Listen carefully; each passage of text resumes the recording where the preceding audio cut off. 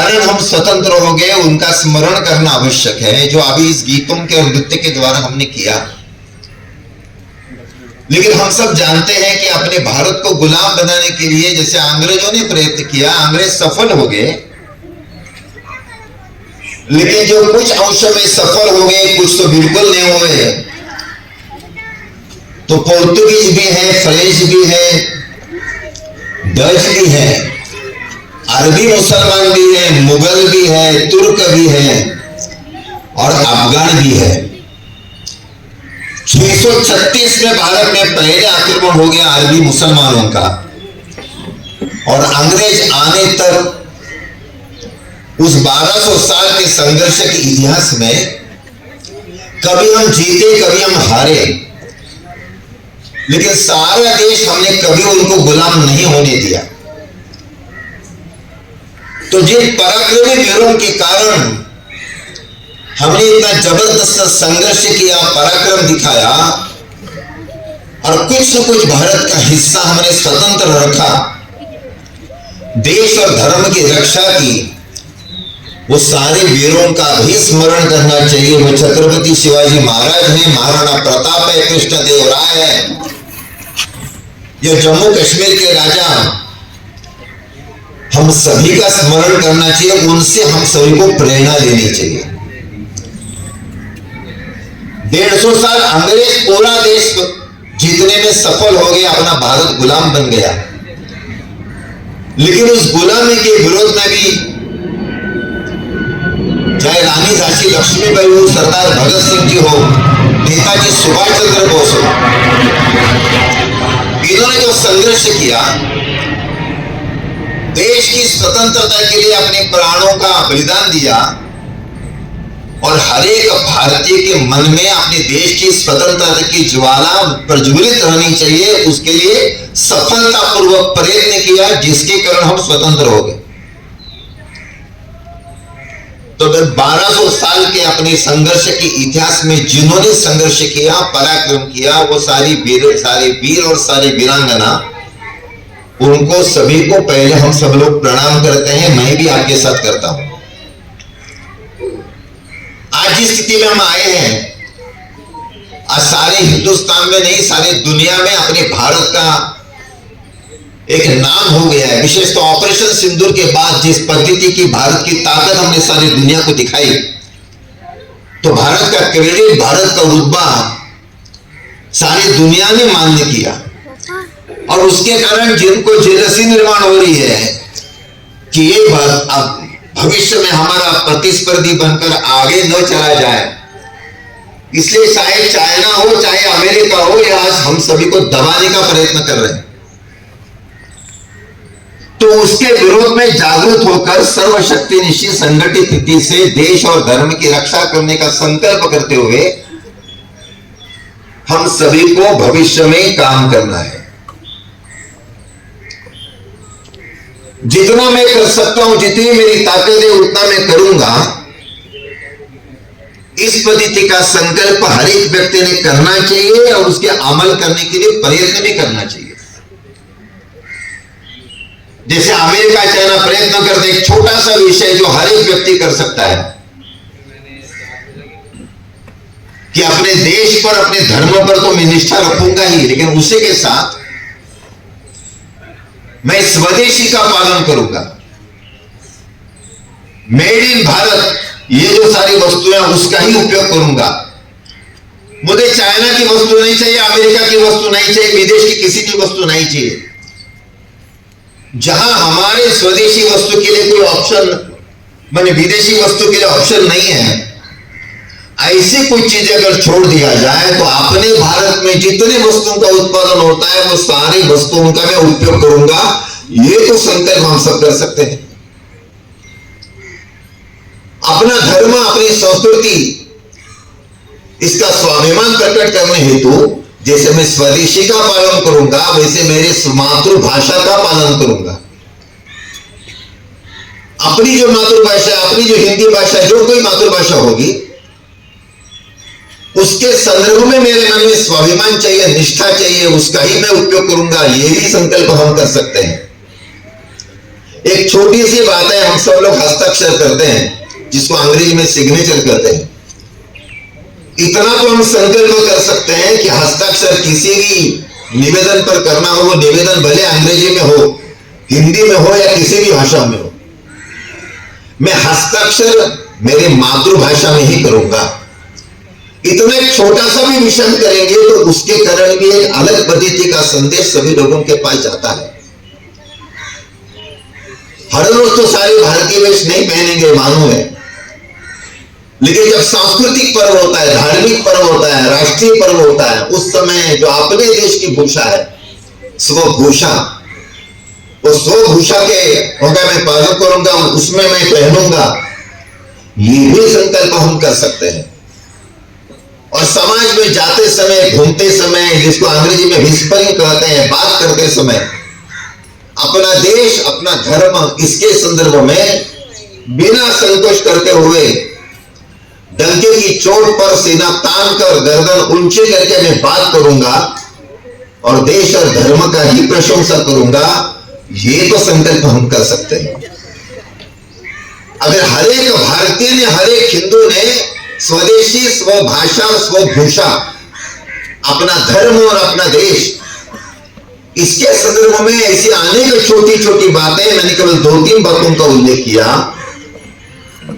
इसका मैं पालन करूंगा, दूसरे को भी बताऊंगा कि आप ये करें, तो भी अपने हिंदुस्तान में परिवर्तन आएगा। उसके लिए हम सभी को संकल्प करना चाहिए। अब यहां बच्चे भी हैं और अन्य बातें न करते हुए मैं बच्चों के दृष्टि से एक छोटी सी कहानी बताता हूं, मेरी बात समाप्त करता हूं। वो कहानी तो सभी के लिए है। तो एक जंगल था, वो जंगल को आग लगी, जंगल को आग लगने, जंगल के कुछ हिस्से को आग लगी, तो जंगल में जितने पंछी थे, जितने प्राणी थे, वो सारे भागने लगे। तो सारे प्राणी भाग रहे थे, पंछी भी भाग रहे थे, उसमें एक छोटी सी चिड़िया थी, वो भी उड़कर जंगल से दूर जा रही थी। लेकिन वो दूर जाते समय वो चिड़िया के मन में विचार आया कि इसी जंगल में मेरा जन्म हुआ, मेरे माता पिता भी इसी जंगल में जन्मे, और केवल माता पिता नहीं तो मेरे दादा दादी, नाना नानी, वो भी इसी जंगल की दो देन है। तो कितनी पीढ़ियां भी जंगल में रही और इस जंगल को आग लगी और मैं भाग जाऊं? मेरा कर्तव्य है जंगल की आग बुझाने के लिए मुझे कुछ करना चाहिए। मेरी ताकत नहीं है, मैं जानती हूं, लेकिन मैं कुछ न कुछ तो प्रयत्न करूंगी, क्योंकि मेरा कर्तव्य है। और भागकर, उड़कर भागने वाली चिड़िया वापस आई। उसको ध्यान में आया कि जो जंगल का जो कुछ हिस्सा अच्छा है, वहां एक बहुत बड़ा तालाब है। चिड़िया वापस आई, उस पानी में उसने अपनी चोंच डुबाई। अभी चिड़िया की चोंच में कितना पानी आएगा? 2 बूंद पानी। वो पानी लेकर वो उड़ गई और जिस क्षेत्र को आग लग रही थी वहां से उसने वो पानी छोड़ा। चिड़िया का एक सिलसिला चलता रहा। पंछियों का राजा गरुड़ एकदम ऊंचे आसमान में लहराता। उसने कहा, अरे ये क्या कर रही चिड़िया? वो एकदम नीचे आया। उन्होंने कहा, ओ चिड़िया क्या कर रही है? चिड़िया ने कहा, जंगल की आग बुझाने का प्रयत्न कर रही हूं। गरुड़ जोर से हंसा, उपहासात्मक। अरे चिड़िया, तुम्हारे तो चोंच में 2 बूंद पानी, 2 बूंद पानी से क्या जंगल की आग बुझेगी? चिड़िया तो मर जाएगी, जल जाएगी, तुम्हारी राख हो जाएगी। चिड़िया ने कहा, गरुड़ राजा, ये मुझे मालूम है, मेरे 2 बूंद पानी से जंगल की आग नहीं बुझने वाली, लेकिन मैं मेरे कर्तव्य का पालन करती हूं। भले मैं उसमें मर जाऊं, लेकिन मरते समय मुझे समाधान लगेगा कि जिस जंगल में रहती थी, वो जंगल को आग बुझाने के लिए, उसकी रक्षा करने के लिए मेरा जीवन दिया। गरुड़ ने कहा, इतनी छोटी सी चिड़िया और इतना बड़ा विचार। चलो चिड़िया, तूने तो मुझे प्रेरणा दी, चलो मैं भी आपके साथ चलता हूं। तो गरुड़ को उसके साथ जाने लगा। गरुड़ को देखकर, गरुड़ पंछियों का राजा, तो सारे सैकड़ों हजारों जितने पंछी थे वो सारा काम करने लगे। तो नीचे से हिरण भाग रहा था। हिरण ने पूछा, ओ गरुड़ जी क्या कर रहे हो? तो जंगल की आग बुझाने के लिए प्रयत्न कर रहे हैं। कैसे कर रहे हैं? गरुड़ ने बताया, चलो मैं भी आपको साथ देता हूं। तो हिरण आया, सियार आया, खरगोश आया, एक के बाद एक प्राणी आ गए। उनका देखकर शेर आ गया, सिंह आ गया, और इतने सारे जा रहे हैं। तो जंगल में लगभग 100-150 हाथी थे। तो हाथी ने कहा, अरे हम कैसे भागेंगे, हमें भी एक काम करना है। और सारे हाथी आए, एक एक हाथी माने दमकल होता है, हम सब जानते हैं। और सारे हाथियों ने अपने शुंडा उस तालाब के पानी में डुबाई, पानी लिया और उन्होंने फवारा शुरू कर दिया। 3-4 बार हाथियों ने किया होगा। आधे घंटे के अंदर जंगल की आग बुझ गई। जैसे आग बुझ गई तो जंगल का राजा सिंह ने बताया, अरे सभी लोग आ जाओ, इसी तालाब के पास हम सब बैठते हैं। सारे बैठ गए। सिंह ने एक गर्जना की और गर्जना करके कहा, भाइयों बहनों, अपने जंगल को आग लगी लेकिन आग बुझ गई। क्यों बुझ गई? इस हाथियों के कारण। तो ये हाथियों का जो सरदार है इंद्रदत्त, मैं उसको आगे बुलाता हूं और हम सब लोग सारे हाथियों का जयकार करेंगे।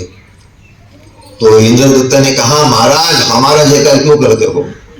अरे आप जाने लगे, जंगल का राजा आग बुझाने के लिए पानी लेके जा रहा है, जितना उसके मुंह में आता है, इसलिए हम आए।